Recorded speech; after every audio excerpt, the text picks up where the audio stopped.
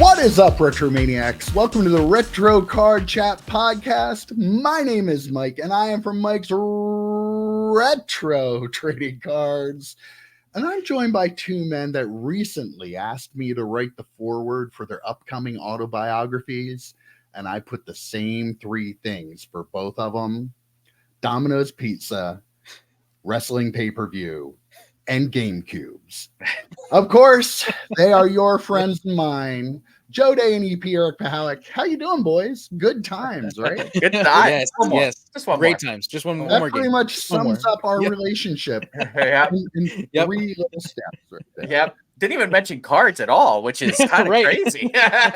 Don't need to. We have The other cards podcasts. were the springboard to all Yeah. the fun Right. stuff. The wrestling pay-per-view parties were Oh, really what brought us together as a crew. So, God. and just one more game, EP. One more Yep, game. just one more game. Super Monkey Ball, just one more. We'll just do one more. Super Super Monkey Monkey Ball. Ball till 2 in the morning, baby. Two? I Of think all the you're games- lowballing that. I Yeah, feel like it that was much later. I think Yeah, we started the one more time at 2, and we We ended up didn't like drink, 3:30. by the way. EP, keep that in mind. We didn't drink during those I know. days. I know. That's kind of. Could you imagine if we were drinking during those? Wow. Yeah, it would be a whole different thing nowadays. Yeah. Yes, Yes. yes. It would be. So, how's it going this week, gentlemen? Anything new and exciting going on in your lives? 4-day weekend. What up? Wow. It's awesome. I love it. Well, we have off for President's Day, and I'm like, I don't want to work Tuesday either. Tuesday sucks. So, in honor of that, I'm going to crack open a Diet Coke. You know, I figured, I should probably hold on. Give me a second. I like to put my Diet Coke in a glass. Just hold on. Wow. That's That weird. Diet Coke's looking a little hazy. Is that It's a hazy is that a new Diet kind of Coke. Diet Coke? What? Yeah, it's the hazy Diet Coke. Oh, ooh. I think Which your Diet of Coke went bad, dude. Does it smell okay? Does it smell like Diet Coke? It smells great. Wow. Interesting. Yeah. Very So for things going on, Mike, other than this, so if you look behind me, you will see I have a little rearranging. Your shelf is different. Because it is different because the shelf right behind me now has 5 of the 7 Kenny Pickett Dan Marino Rainbow, dual auto Rainbow. I need 2 more. I just got the green. It's center stage out of 5. I need the pink out of 3 and the black 1 of 1. So if you know someone, if you or someone like you owns those cards and you're looking for a buyer, this guy right here. Wow. We're monetized now. I'll just use channel money. It'll be fine. Be We'll paid do that. for in no time. Paid for Absolutely. in What are you Yeah. going to pay for the postage? So I had to move Tony Dorsett and Dan Marino up a shelf. So Where's it again? Show us again. What was it? It's up there. Just up there somewhere. Right? So much effort. So much effort. I was pouring my Diet Coke or my Diet Pepsi, man. Whatever, man. Is Kenny Pickett ever going to spin again? EP Well, and I were actually having this conversation yesterday. What Actually, happens in the off season? I took the spinning thing off so that I could display more cards, and it was starting to become bad luck for Pitt. I'm not gonna lie. So I pulled it down. Ooh, did Pitt basketball win last night? EP, you talk about what you're going to talk about. I'm going to look real quick. Okay. Well, How's it I going, also EP? good. I also have a beverage to drink, but I'm going to talk more about my trip to the card shop last week. I went on Monday. I had Monday off, so figured go to the local card shop, spend some time, and I had a blast. Just rifling through cards there. We talked about docs before, where you can find. I found a Magic the Gathering card in a box that also had hockey cards and baseball cards and football cards in it. That's just the kind of thing that you're going to find. And I just had a blast. It's always fun to talk to Bill, who's normally there working when I'm there, and also to dig through the boxes and just find random cards and cool cards. I found a lot of great cards. I was going there mostly for basketball because Mike cleaned out my basketball row at the card show the previous week. And so I was looking for basketball. I ended up getting way more hockey than I did, I think, anything else. Like I found some baseball and stuff, but I got way more hockey than I ever usually get. But I found some cool stuff, and I had a good time. And I just wanted to kind of like say, hey, look, if you have a really cool local card shop nearby you, just go visit the card shop and talk to the person that working there and try to find some cool stuff in dollar boxes, or if they have value boxes like Docs has, like that's just a blast to go through.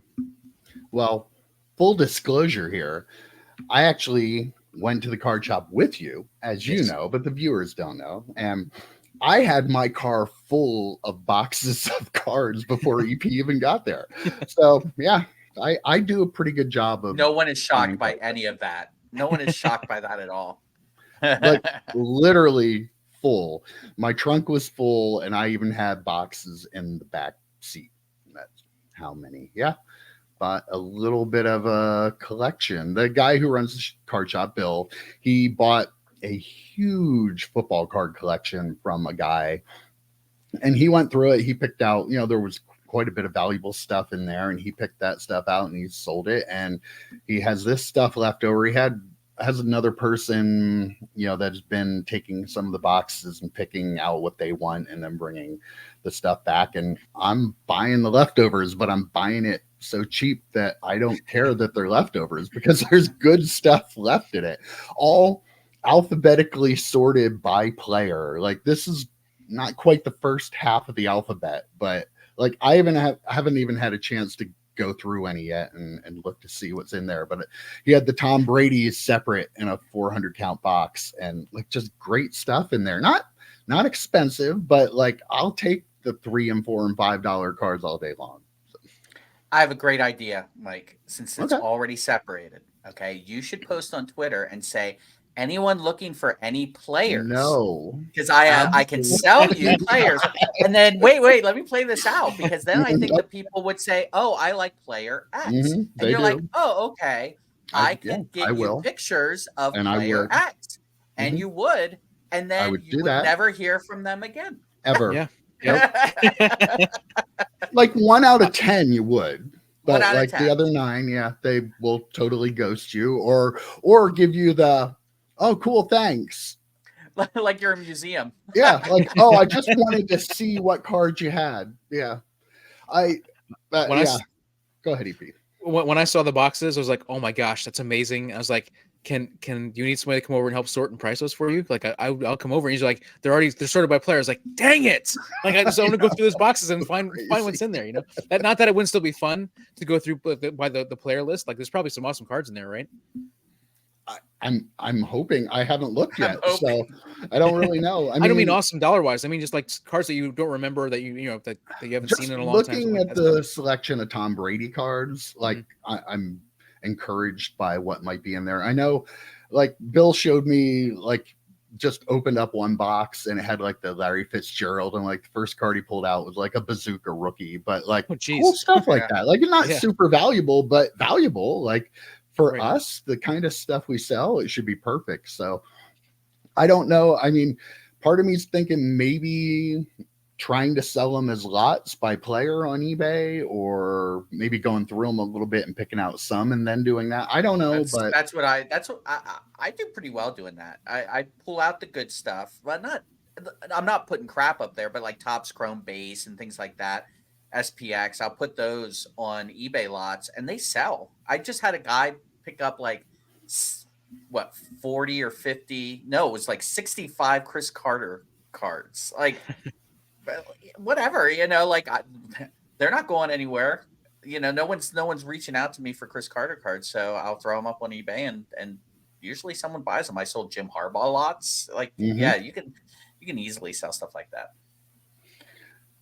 Well, as much as Joe sometimes doesn't like me, I did a really nice thing yesterday. I bought him a card at the card show.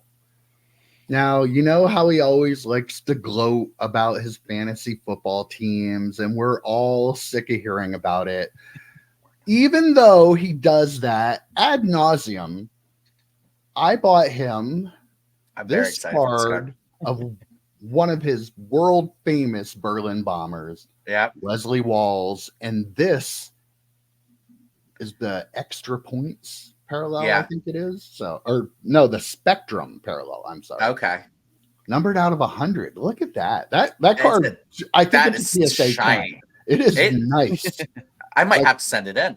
It is clean. Cool. Maybe I'll send it in and get a 10 on it, and then I'll And then not give it to you. Yeah, because And people Sullivan are got another one. people are literally knocking down the door for Wesley Berlin Walls, which was his nickname, by the way, Wesley Berlin Walls, when he was on the Bombers. But yeah, that's a fan. He was an awesome tight end. People don't remember tight ends from that era, but like him, Frank Wycheck, they were always like kind of behind Ben Coates and Shannon Sharp. But there was like a Eric Green, if you guys remember that 300-pound guy. Yeah, I mean, all those tight ends were pretty good back in the day.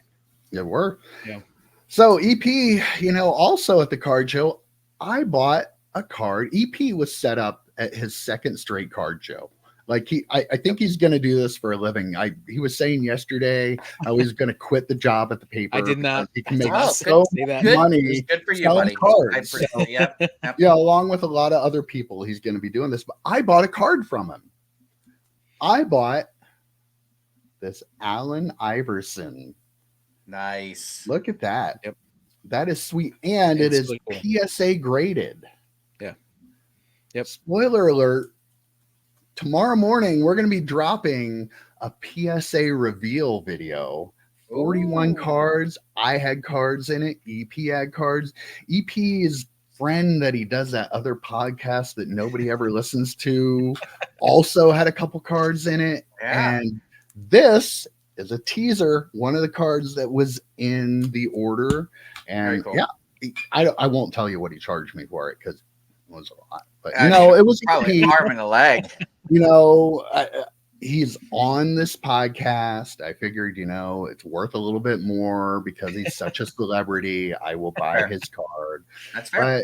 But hey, fun time at the card show yesterday. I want to tell the viewers, the first time I ever went to a card show that I walked out with more money in my wallet than I walked in with. Nice. Are you proud? I was so proud of proud. you. Yep, so proud. Yeah, I was shocked actually. Like you came back with some cool stuff, but you definitely made out pretty well. I had a blast. I enjoyed that card show probably more than any of the card shows I've been to. I've been in a lot of fun. I went to two that were held by Card Show Kevin that were both a blast. But this show, there was a good energy. Like there was that snowstorm in the morning, so we weren't sure if who was going to show up. And then like there was when you texted me how many dealers are there or whatever at one point in the morning, I looked and like my whole wing, there were only 3 of us set up. There should have been there was like 10 tables more than that, but they slowly filtered in. I think that the snow kind of like kept some people away, but then there were people like before the show actually started at 10. The doors are open so people can walk in whenever, but the show technically starts at 10. Before it even started, I had like more than half of my table fees already in people that just buying stuff. Nice. Like it was really, really good. And then as the day went on, more and more people, and I even had somebody come up to me as like literally as people were shutting down. Like there are people that already left, but other people were shutting down. Somebody came up to me was talking to me, and he didn't buy anything, but still talking cards, like still looking for the card show, even at the very end of the show. So it was a really good day all around. A little bit of a long day, but I actually got some sleep ahead of the show, which is rare for me. I got 4 hours is what four full 4 hours. hours? That's way more double than usual. time for you. Yeah, man. yeah. So I had a great time. It was so much fun. It was a good time, yeah. And I was happy to have a little bit of money in my pocket when I left. So I bet Amy was even happier. Yeah, I sold. Get this, I sold a card to Card Show Kevin. Wow. I'm not going to reveal the card because it is going in to the be video? in that reveal video tomorrow. But yes, Card Show Kevin, I gave him a great deal because I'm such a great guy, right? Everybody knows that. Well, but you got me that Wesley Wall, so I did I bought this way overpriced card from EP. I bought you a card, and I gave Card Show Kevin a deal on his card. Like I'm pretty much a saint right now. Saint right? Mike. I was just gonna say Saint Mike. Wow. And yeah, Mike Patron also brought saint of bullshit. Mike also brought the PSA cards for my order, and I put a couple in my case. But there's one card, and not to pump up or reveal too much tomorrow, but there was one card in that order that last week I had the look of despair and just a total pain on my face at the show last week about trying to make that trade. The absolute opposite on my face from the one of the cards from the order. Just like it's I'm still over the moon about it, so excited about it. So I'm looking forward to seeing that reveal for sure. that reveal is going to be pretty good because I am going to let you know we got some cool stuff in this, and it's everything. There's baseball, there's football, there's basketball, there's wrestling, there's Soccer. skateboarding, there's soccer. Yeah, a little bit of everything. And, you want to see some cool cards, and a totally blind reveal too. Like, I haven't watched the video back yet, but like my enthusiasm was like very high because I was super excited for myself. I was excited for EP, like especially the one card he's talking about. Yeah. Like I knew that was going to make his day, and I was very happy for him. So yeah, Probably gonna make my week. Sure you check that out. We don't drop a lot of videos on Tuesday morning, but this one I feel like is special enough and make sure you check it out. But that's not the only video we're going to drop this week. We're going to give you a whole week's worth of content. We are going full on sports card dad this week. Oh, no. Right? Of course, we're sitting here with you live on Monday morning with the podcast. We're going to have the PSA reveal Tuesday morning. Then Wednesday, we're going to play the grading game again. So, we did this once before. Everyone but one person liked it. So we're going to do that really lame video again. Hey, we're going to have fun with it, whether that guy likes it or not.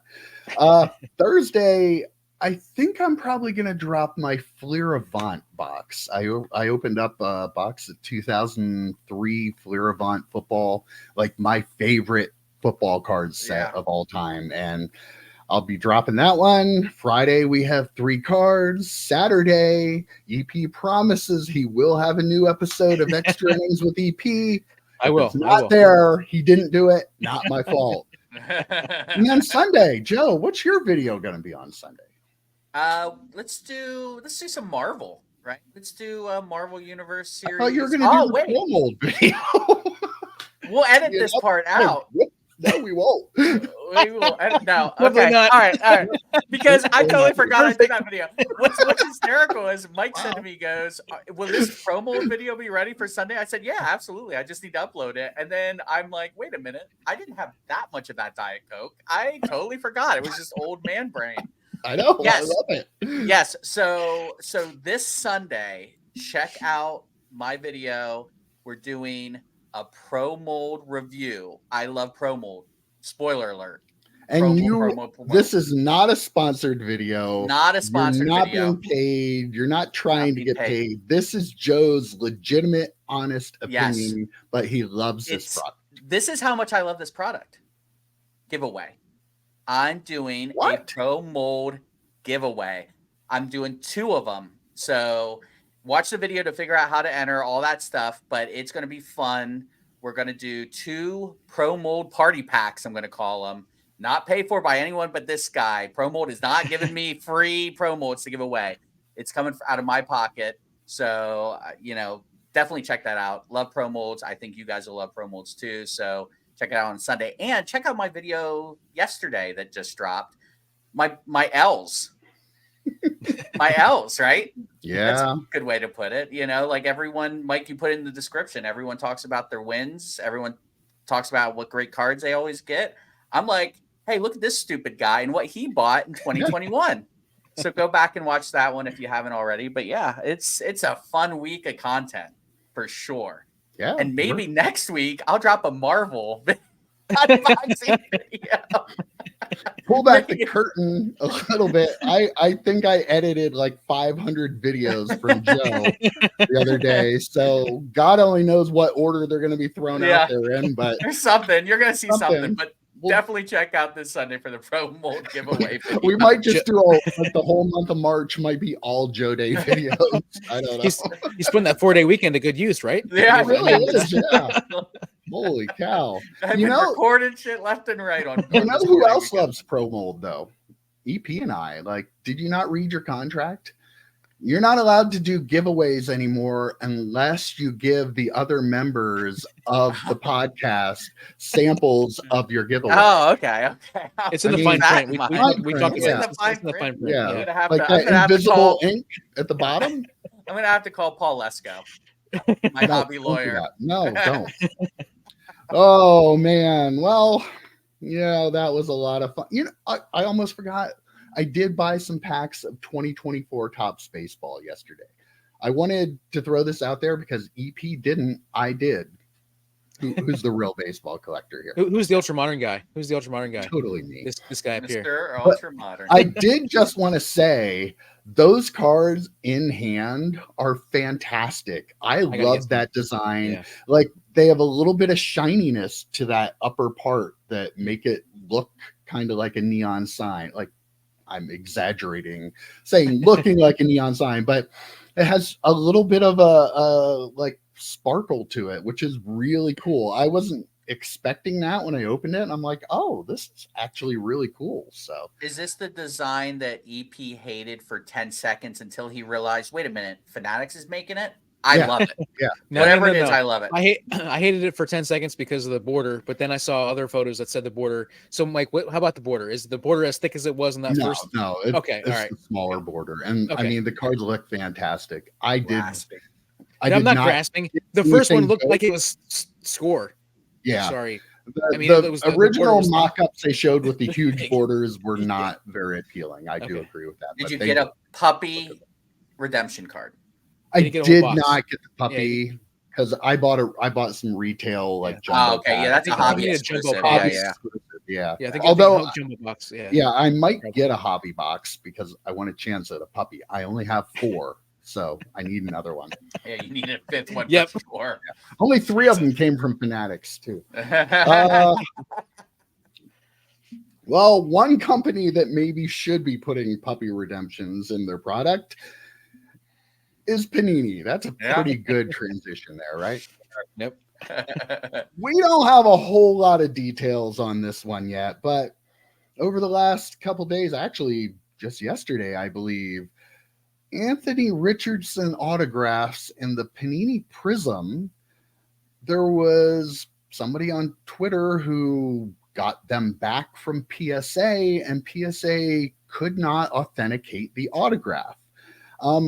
If you see a lot of the Anthony Richardson autographs, they're written really small. Really small. The card this person had a big autograph on it, probably 2 to 3 times the size of the other ones, and PSA could not authenticate whether it was real or not. They're clearly different than the smaller autographs, and I believe if you have the smaller autograph, that one is real and PSA is authenticating that. But these bigger ones, and there have been a few more that have come out since then, are hitting the market, and PSA aren't sure they're real. Rumors out there too of AutoPen. I don't know how true that is, but Card Purchaser posted that last night and said it was a very reliable source that told him they could be AutoPens.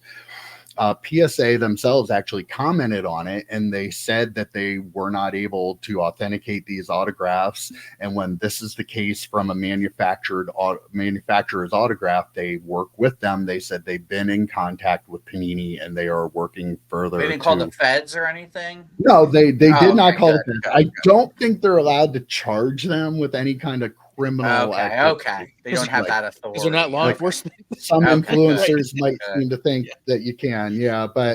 So more of this story is going to come out. So we're speculating right now, but oh man, come on.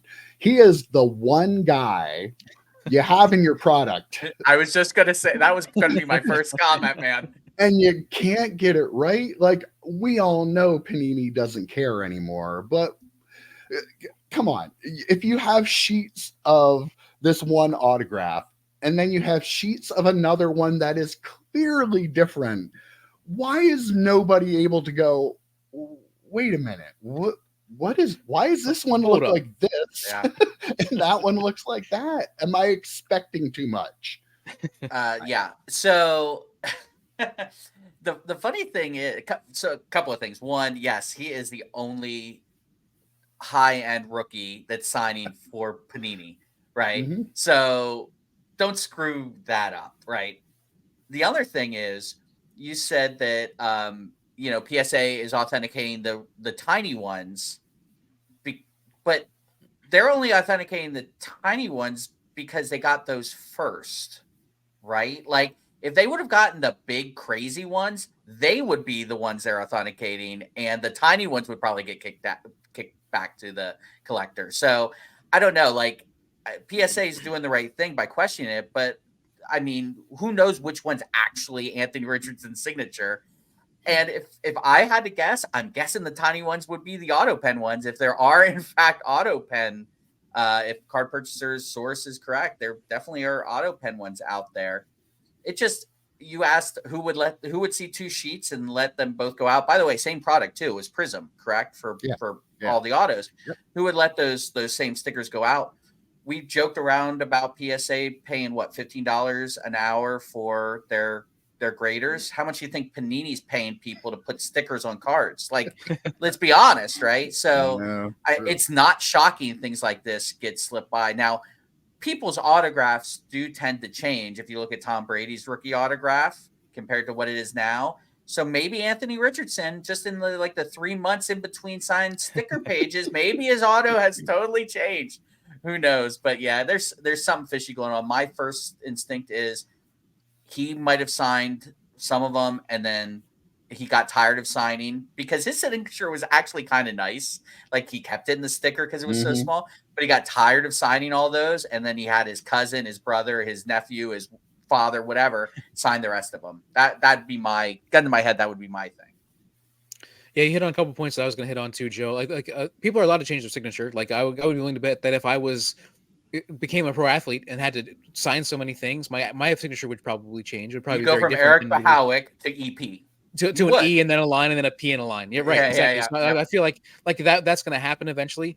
But I also feel like it's probably not going to happen like mid signing these stickers. Right. In the same sheet. Right. Now, let me real quick before you go on EP. I have seen some players. I'll use James Conner as an example here. Hail to Pitt. His first products, they came out James Conner. Mm-hmm. Then he started going JC. And so both of them have been authenticated. And I'm guessing he did both of them. But still, I mean, some rookies do change their auto. But he didn't go from Anthony Richardson to AR-15, which is his nickname, right? He didn't go from that to that. It was Anthony Richardson, real tiny, to Anthony Richardson, which is crazy. I wonder if there's something else maybe going on here besides like the auto pen or whatever. I have to wonder if there's something, if PSA can tell if an auto pen is being used or something like that, because I feel like there's probably more steps to it than just them guessing based on the size. There's probably more to it than that. Well, the auto pen, like typically the key to that is all the autographs are exactly the same. Okay. Yeah. Like that's how the Dak Prescott was bound. Yeah, because like it simulating the motion, but like there won't be as much variation. Like it'll be pretty much the same on every one. I agree with you, Joe. My instinct is that he got sick of signing them and had somebody else finish what he had, and Panini just didn't bother to look at the sheets when they got them in. Yeah, the affidavit, and they don't give a shit, right? And one of the things I was going to say before too about that is like if you only have Anthony Richardson, if you're Panini, like you send a representative there, right, and they come in there with a briefcase and they watched him sign everything, then they put it in a briefcase and they take that briefcase back to Panini. Like that is the only one you have. You make sure everything is right with that one, but they don't. And he's been hurt for the whole year. They have time to go get his autograph. Yes. But here's the thing. What difference does it make? Right. None. Like, even if it's found out that some of them aren't real, what will be the repercussions on Panini? Nothing. Like, literally nothing. The collectors will be stop buying it. Okay, if you want to, send them back in and we'll replace them. Like, yeah, they won't stop buying it. They don't care. We've already established over and over and over again that companies can pretty much get away with any crap they want, because a week later, nobody's going to remember it. Nobody's going to care. The breakers are still going to buy product because the gambling addicts still want to break product. People are going to buy these. They're going to buy the mega boxes at retail. Like, It doesn't matter. And unfortunately, we as a hobby are terrible at holding anybody accountable for anything, which is why this stuff, I feel like a broken record. We talk about it all the time. It just keeps happening. It will keep happening. You tell me how it ever stops. I don't see it ever stopping. Right, because they have a captive audience, right? At this point, what's a collector going to do? Like, if you want an NFL licensed autograph of Anthony Richardson, you're going to buy Panini products. It just is what it is. And if we're still doing this podcast in, 5 years or whatever, if we're all still alive in 5 years, knock on wood. Wow, morbid. I know, right? I did knock though. Yeah, knock wood. But like, I did it's going to be do that. yeah, I'll do it too. It's going to be one of those footnotes in hobby history, like the Dak Prescott auto pen. We're just going to talk about it kind of like, not lovingly, but like, hey, remember when Dak Prescott's auto pens got approved or got authorized and authenticated by PSA and BGS and everyone else, and then they figured it out? Like, this is one of those things where it's kind of, I'm shocked PSA actually figured it out. Wow. I have no love for PSA. So really? This is kind of like this is like a backhanded compliment, but good on them for not authenticating it. But all it's doing is really screwing the poor collector who pulled this out of a pack or maybe won it in a break. But like, I'm shocked that they actually found this out. Right, and like I said, there has to be a reasoning, like beyond just guessing that it's not a pen. Like there has to be some reasoning there. I hope so. Anyway, my thought I had as we were talking about this last segment is the most recent segment here is, what if he had like CJ Stroud sign it? Then it's a CJ Stroud signed card with Anthony Richardson's name. Huh? Come on, that'd be great. That'd be great. No. Once again, Panini playing at a level that none of us can even comprehend. They are 10 steps ahead of everybody in this hobby. It was probably Zach Moss, to be fair, or someone like that. It was probably. Who's the backup quarterback? Gardner Minshew. Oh, there we go. Yeah, it was Gardner Minshew. No, it's probably a third stringer, whoever. Yeah, whoever that is. Yeah. Oh, well, yeah, I'm sure. Jim Sorgi out of retirement. Get him to sign those things. Maybe Peyton signed them. We don't know. Maybe Peyton did sign them. Well, I'm sure there will be more updates to this, although maybe not. I mean, this is a hobby. It might just totally go away and we'll never hear anything about it again. Well, once PSA sends the authorities to arrest the people from Panini who did this, we'll probably get some national news. Because Panini is under investigation. Yeah, they're under investigation. Yeah, don't follow the collectibles guru, whatever you do. Sorry, just my opinion. Yeah. Oh, well, you know what? We had a little rant last week. What was that? Somebody on here talked about the YouTube Sports Card Hall of Fame. Not gonna lie, I think we all did, especially about one person in particular. But okay, so maybe we all did. But did you hear Topps is going to start their own Hobby Hall of Fame? And because I'm prepared, I will read their official statement here. Topps Hobby Hall of Fame nomination form. The Topps Hobby Hall of Fame is being developed to honor hobby leaders that through creativity, hard work, and ingenuity have grown the collector community, led breakthrough innovation, and served as role models for the industry. Nominees should be known for their passion, their integrity, and their commitment to sports and entertainment cards and collectibles. Shop owners, breakers, influencers, collectors, and industry leaders are eligible. Okay. What is it about this hobby that we need to be so self-congratulatory all the time? What? Who cares? Who freaking cares about this crap? And why do we have to keep having Hall of Fames for stupid card collectors? Come on. I love card collecting. This is a hobby. None of us are all that stuff there. I don't. Go ahead, Joe. That circle is not going to jerk itself. So, am I allowed It's to say doing that? a pretty good job of it. Am I allowed to say that? Hey, here's the upshot of it, though.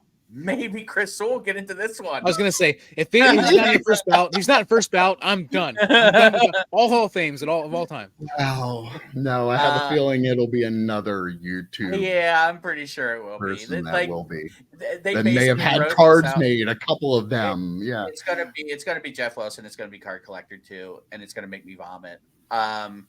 It's just I'm the graphic joke aside, it really is that way though. Like everyone just has to pat themselves in the back and tell each other, this group of people, oh, you're doing such a good job. You're so amazing. Everyone loves you. Like, what the hell, man? Just are we just old and cynical though? Is that what it is? We're not that much older, or we're not that much older or younger than a lot of the people. Like Card Collector 2's young, but like Jeff Wilson's probably our age, probably older than us. Well, not Mike, but probably older than me at least, right? Like he's in his probably 40s. Yeah. Like I don't know. Like the people of our age are the ones who are doing. Like we talked about the YouTube Hall of Fame last week.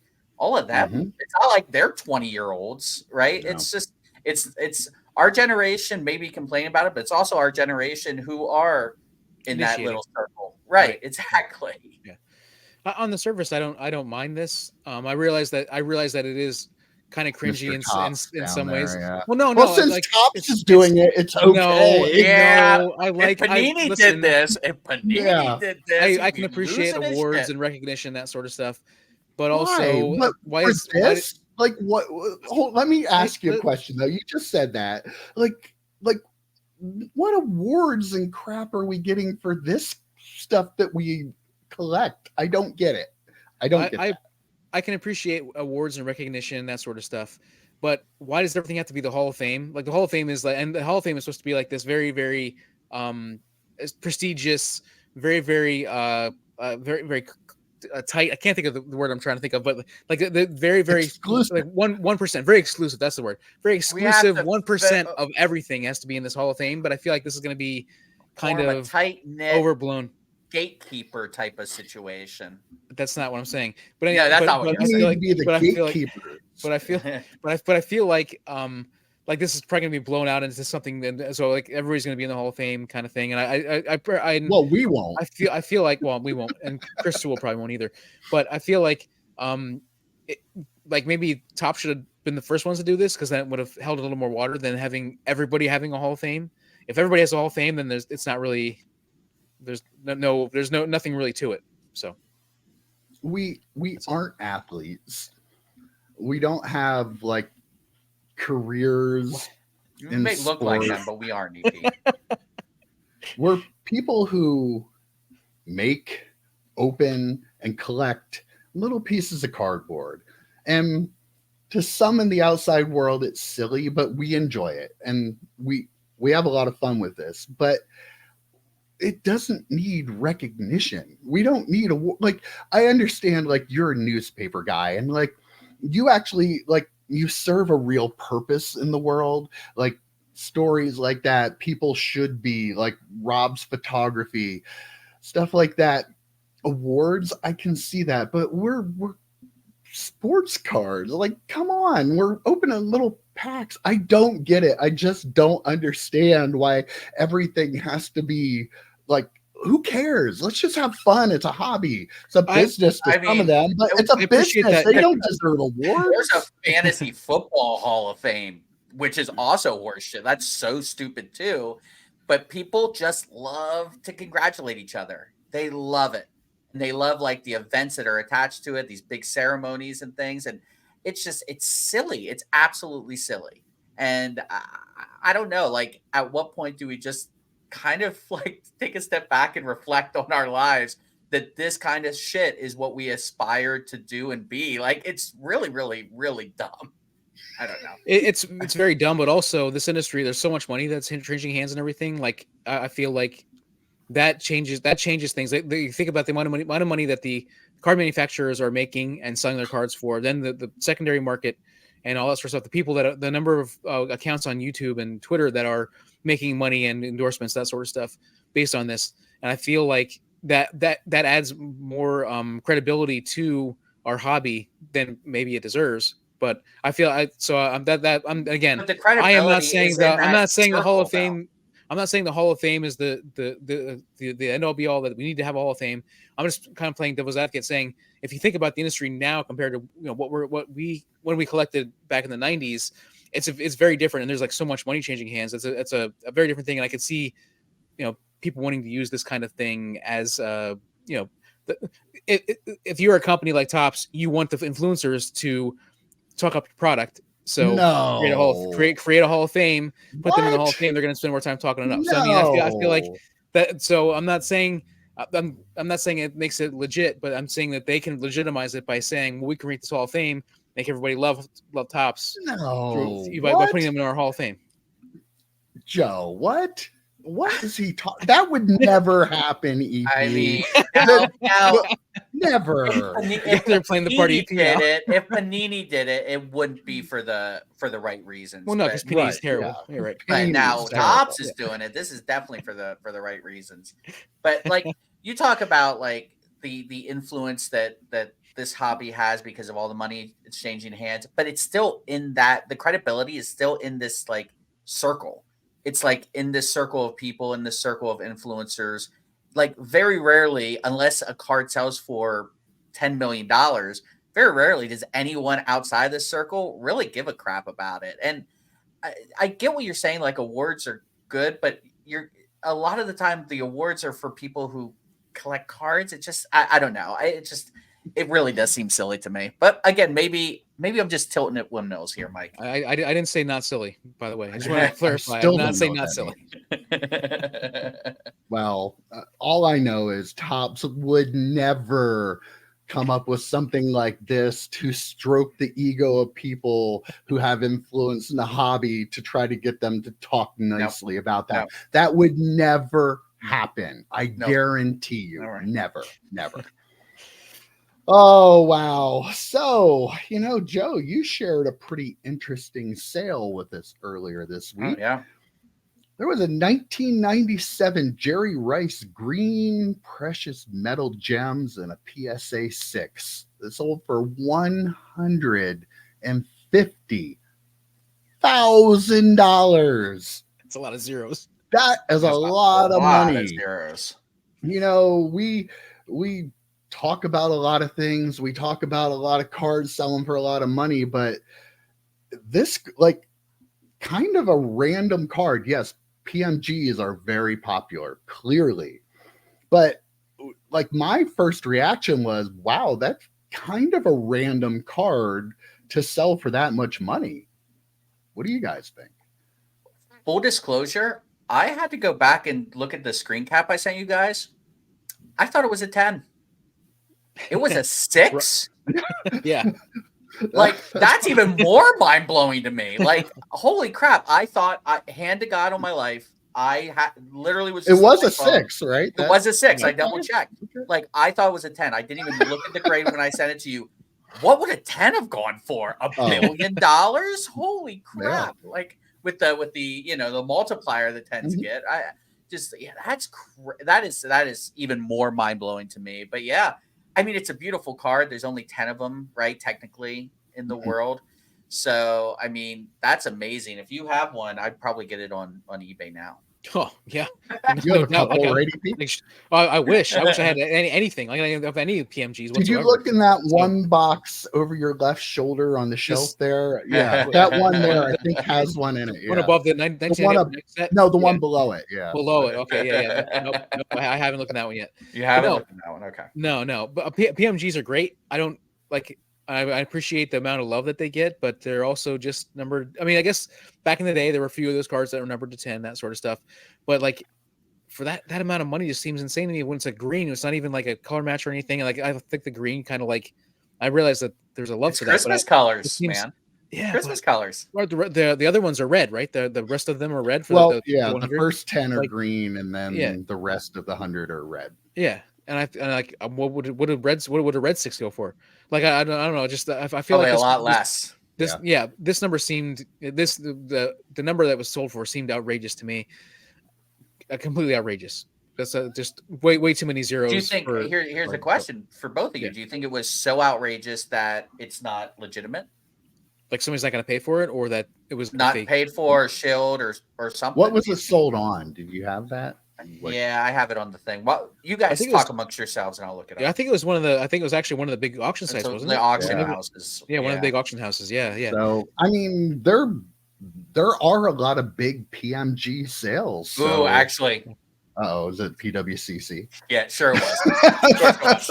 Okay, well then maybe not. We don't know them. They are owned by Fanatics now, so they might just give this card to the person for free because Fanatics is that awesome. With a puppy. The puppy will be wearing it. 150,000, 10 puppies. What are you talking about? He'll be wearing the lanyard, like what's his name, the boxer who comes out. You can put a puppy on a lanyard now. Yeah, put the card in the case and have the puppy walk with it like a leash. It'll be awesome. That would be pretty cool. So, we talk a lot about the hobby declining and the hobbies dying. Clearly, there are certain parts of this hobby that aren't, because I'm going to guess that card probably didn't sell for that 5 years ago. No, not even close, right? So, yeah, I mean, like the big picture is you can't just paint everything with one brush, and people love to do that anymore. But some things are going to go down, but other things can still appreciate in value, and clearly quite a bit. And this is really an example of that, right, EP? Yeah. I mean, for as much as I was kind of poo-pooing on the actual price that it sold for, like these cards from back then, like there weren't a lot of cards numbered to 10 back then. And so, in my opinion, that really makes it a very unique and very rare collectible compared to a lot of the stuff from our era. And so, I mean, I again, I don't have any PMGs of any color. I'd love to have one, but I know that they're kind of out of my price range. So I guess Joe has one up there of some guy. What was his name again? Brett Emanuel, I believe. Brett Emanuel. Right. Watch the video I put out on Sunday. You'll know that, Joe. So yeah, but I mean, I feel like it's a very, very unique card, very unique collectible. I appreciate that. I can appreciate that a card went for a significant amount of money from that era. But again, I feel like the price was outrageous. Was more than it probably should have been. So, but what am I to say? That's not where I live. I don't live in the upper, but supposedly where all the decline is happening in the upper realm. That's not my. Well, that was going to be my point, EP. Like we talk about the hobby being in decline, but I mean, you especially setting up at card shows, people are still going after those 50-cent dollar, $10 cards. The decline is always. If I'd had 10 more boxes of 50-cent cards, I might have made twice as much money as I made yesterday. That's everybody's going through this box. Like I can help you out with that. Yep. I appreciate that. Talk after the show, yes, boys. Definitely. Talk business after the show. But I was watching a review of Cards HQ or whatever, and there was actually they have like one table of like dollar boxes. And that's where 90% of the people were at, like kind of elbowing themselves out to get. Yeah. Now, if it's at Cards HQ and it's $1, do not offer 99 cents. You're not going to get it. But like, you set up at shows, EP, and people go after those 50-cent dollar boxes big time. Mike, you sell on Twitter a lot with your sack sales, 50-cent $2 cards. Those were never, I don't think, ever a concern for decline. Like, cards under $500, I mean, there might be some ebb and flow. It's always been this level, right? So I'm wondering what this card would have sold for 2 years ago or 3 years ago, about 5 years ago, when we were at the boom. If this card would have hit PWCC then, especially with all the showboating they really did back then, that might have been a $500,000 card. But I am curious where it would have been. It's a huge sale now, but how big would it have been during the big boom? I don't know, though. We have seen like a lot of big vintage sales, like truly rare things. And yes, we talk about manufactured scarcity a lot, and these are manufactured scarcity, but the difference between this card and a card made today is you have how many options of that same card numbered to 10.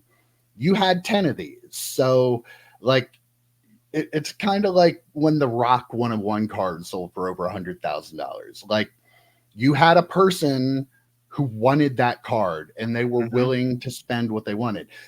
Jerry Rice, I'm going to guess, has a lot more people willing to pay money than the Rock. No offense to the Rock, but you know, they only have 10 of these. So if that's one actually an comes interesting discussion by its, that's a live stream discussion right there. well, I wonder. Rock versus Rice. Yeah, but like there are 10 of these. So one, it even though it's manufactured scarcity, it's kind of like when a 52 manual comes up. Those people that have gotten to the point in their life where they can afford it and they're like, okay, when one comes up, I'm going to consider it. Or like, I'm all in.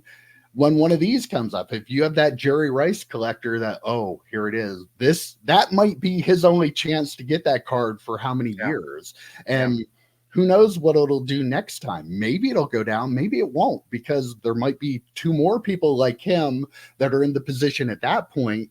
Like you don't need, 50 people to you need two. Yeah, you need two. And if you have two, these things will happen. But with the newer stuff, you're not going to have that, because what's going to differentiate this set, the Prizm Gold out of 10, which in my opinion, the Prizm Golds will probably be the one set out of all the parallels that will hold value and may appreciate over time. Like 20 years from now, people are going back that remember nostalgia. Prizm Gold will probably be the thing, but all those others probably won't. And like, we talk about it all the time. Justin Herbert retired. He won like 8 Super Bowls his last 8 years, and I have to get his card. He hasn't already? What? No.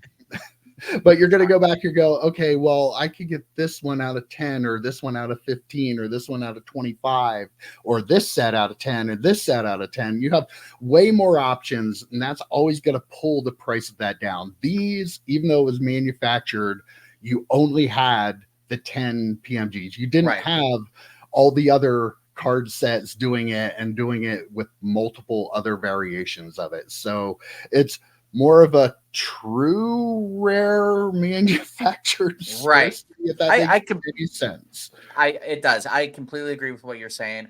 I'm going to give you full credit for this too, Mike. We've been talking about this for over a year, about that. You can go back 10 years down the road. If you want a Jamar Chase, I think is the example you used all those months and months ago, that if you want a Jamar Chase, you have options. You don't have to, be beholden to one card. And I made the point, if I'm remembering correctly, I said, yeah, you're right about the golds, but maybe like the tiger stripe or maybe like a color match. But again, you have those options. Oh, I missed out on the tiger stripe, but I can go and get the orange color match, right? Or the true gold or whatever. And if you didn't watch our Wednesday show last week, go back and listen to me in 60 seconds. Try and name as many parallels that came out in Prizm basketball this year, and you'll see that point, just right in front of your face, because it's hard to avoid. In terms of the PMGs, the rainbow was 3, right? The base card, the number to 10 green, and then the number to technically 90, 11 to 100, but 11 to 100 were the reds. So you had 100 opportunities to get that Jerry Rice PMG. That's it. And if you didn't get it, then you're toast. And if you want that green one, you have 10, assuming all of them have been pulled, which maybe they haven't. You have 10, and that's a 6. Like, I know PMGs are graded tough. That is a 6, and it got $150,000. Great points, both of you guys. Like, it took a lot of my talking points as you guys were going along. I might go back to. Oh no, it's all good, man. Going back to what you're saying, Mike. Like it adds, like, this kind of scarcity adds like another, like the levels here. Like also, like you have the metal brand, which we've talked about on. We love it. We love metal. Back in the day, metal was like super cheap, and now everybody wants metal. You can sell base metal cards on eBay, base metal cards and stack sales of players that aren't really big time players because people just want the product because it's a really, really cool card from back in the day, one of the coolest sets designs that we've had from back in the day. And these are these ultra rare cards from this product that you can't buy anymore. They don't make metal football anymore. So like so that adds like an extra layer to this whole thing, in my opinion. So yeah, and again, I still think 150,000 is outrageous, but I keep making all these points saying, well, maybe it's not that outrageous because it is. There's a lot of juice around the product, the player Jerry Rice, obviously the greatest wide receiver to ever play the game, and then these like the super duper scarcity, these number to 10, and like you said, Joe, you wonder how many of them are still maybe in a pack, how many of them have been pulled and they're in like some Jerry Rice collector forever collection, and this card might be the one that pops up again sometime. Might be the only one that's out there that it kind of is kind of moving around. Watch the cert number or the number on the back. Just and Mike, you do the thing where you don't know who the player is, but I just want to put this in perspective real quick. This Bert Emanuel, who is, I love you, Bert. You're kind of a nobody wide receiver. Okay. Who? This Bert Emanuel from 11 to 100, right? So 90 of these reds in an SGC 8 went for, I paid $300 for it.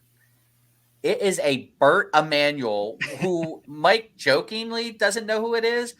I don't know who it is. But there are a ton of viewers out there who legitimately don't know who Bert Emanuel is. And that went for $300. I tried to get a Bam Morris red PMG. I wanted to kind of build my championship team collection. I tried to get a Bam Morris, and there's this guy, we all probably follow him on Twitter, who puts up these random 90s, like huge cards. I forget, Robert something or other.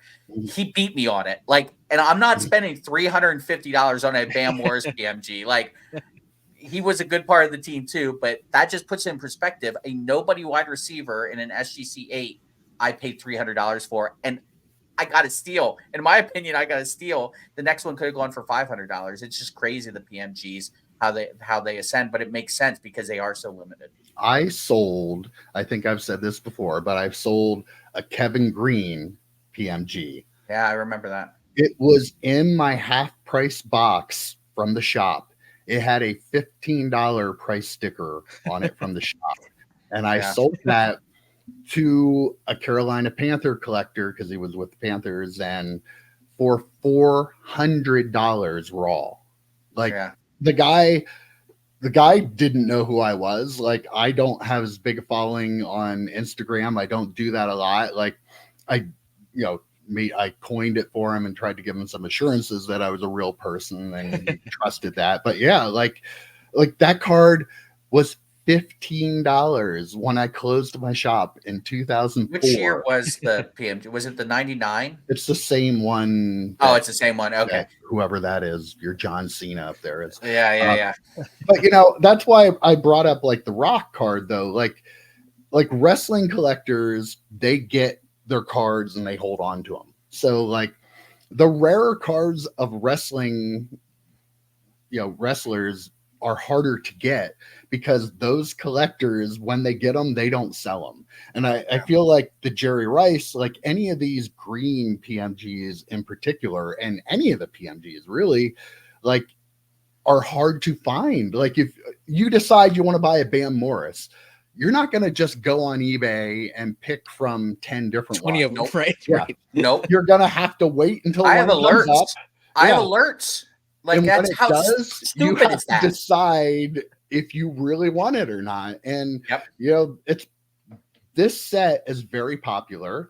Those parallels are very popular, and those players, a lot of very popular players from that time period. And people are clutching them, and they're not always going to get rid of them. And they're players people grew up with who now have money. Yeah, absolutely. It sounds to me like we should buy a case for the channel and open it up on. Open up live. With all of the money that we have, right, the money we're making from the channel now. I mean, yes, yeah. I mean, well, if we're still doing this in 5 years, I'll let all of that ad revenue add up, and I was going to say 20 years from now, probably only have to throw another $1,000 into a box. One box. I was going to say one box. Oh, well, Joe, you wanted to talk about this. Is actually kind of a silly question, because if you had $150,000, would you rather buy this PMG card, or do you want to buy an ultra modern? We're all going to say the PMG, right? Yes, absolutely. So for us, we know the answer, and we probably know what our audience, the folks who actually watch us, we know their answer too. But the gamblers out there in the hobby, of course, are going to spend the $150 on a Justin Herbert card. He's got Jim Harbaugh this year. He's winning the Super Bowl. I use Justin Herbert as the example. We all do, because it's kind of a joke that his cards are so valuable. But I could see people putting $150,000 into. Here's a better question. Okay. Jerry Rice, $150,000 PSA 6 PMG, or $150,000 Patrick Mahomes rookie card. That's the question. I think in that case, and I don't like the Chiefs, but I think in that case, the gambler in me is saying Patrick Mahomes, because it's not as much of a gamble, because he has already achieved GOAT status. 3 is greater than 7. I learned that on the internet the last couple of weeks. But he's achieved GOAT status, at least playing GOAT status. I think I go with something like that, but I don't go with something like a Herbert, and I love Burrow, or Burrow, those guys who haven't won it, haven't really achieved what Mahomes goes. And I'm probably not out on an island there, right, EP? Oh, no, definitely not. Before I start on the home stuff, like my original thought when you said ultra modern, I was like, I can have a lot of fun ripping $150,000 worth of ultra modern boxes. That is not an option, though. It's one card. You said ultra modern. I was like, whoa, baby! I can open a lot of cases of awesome stuff for $150,000. That's what I'm doing. But no, I mean, Mahomes is the better play. I mean, if you're looking for it to increase in value, then possibly sell it later on. But I mean, in my opinion, Mahomes, again, he's not Tom Brady yet. But there's a lot of people that are thinking that he's got a shot. He's got a shot at it, right? And if he wins probably another the one only next one year, currently playing that has a shot. Right. So I mean, like, I feel like that is a good investment. I would think that his card is going to go up in value. So if you spend $150,000 now, it might be worth more later. Where the Rice is going to probably increase in value, but how quickly is it going to increase? It'll probably take the next boom for it to really get a big jump. It's like a government bond versus going after an aggressive stock kind of thing. I don't know. I buy CJ Stroud, clearly. All right. Would you? No. He doesn't have any RPAs. So you're safe, Mike, because he's not signed with Panini. And I'm not, I do like CJ Stroud. I wish I had a couple. Yeah. I don't need a high end, but I do wish I had some rookies of him, because I feel like he did a fantastic job with not a whole lot of talent around the him. Texans. He won a playoff game with the Texans as a rookie. He carried that team this year. And I feel like once they start putting some pieces in place around him, that he could be really good. Hey, hot take, we're not even really talking. Maybe this is a live stream topic, but if Tank Dell doesn't get hurt, maybe they make it all the way. I mean, that offense looked way different when Tank Dell went down. Nico Collins, baby. Nico Collins is the clear number one, but I'm saying Tank Dell was the field stretcher, man. That was a good offense. Nico and Devin Collins Singletary, the linchpin Devin Singletary. Look, I'm not making fun of them. They may develop into, Marvin Harrison and Reggie Wayne. I don't know. What's a far cry from Tyreek Hill and Jalen Waddle or any of the other duos that we have out there? To think about they're not established yet. They may be, and maybe they already have the guys there. But I was 2 years early on Nico Collins in fantasy football. I still have them everywhere, so I'm happy about that. Yeah. All right, guys. Well, I feel like that was a pretty good chat this week. Anybody have anything they didn't get in? Anybody? No. Make sure you watch all week worth of content, guys. We're giving you a whole week worth of content, and we're giving it to you for free. Definitely. We're not charging you a penny. If you want to watch the ads all the way through, go ahead. Both of them. But you don't have to. We're not asking you to do that. We're not sponsoring the videos. Go ahead, EP. I was gonna say in the comments, let us know if you don't own a PMG. Do you own any PMG? Oh, yeah, that's a good question. That'd be cool. Yeah. It'd be cool for us to know if you guys do. So that would be. And will you sell it to us for half comps? We'll buy it. All right, guys, that was a good chat this week, and I will see you next week. Take care, guys. See you, boys. Adios.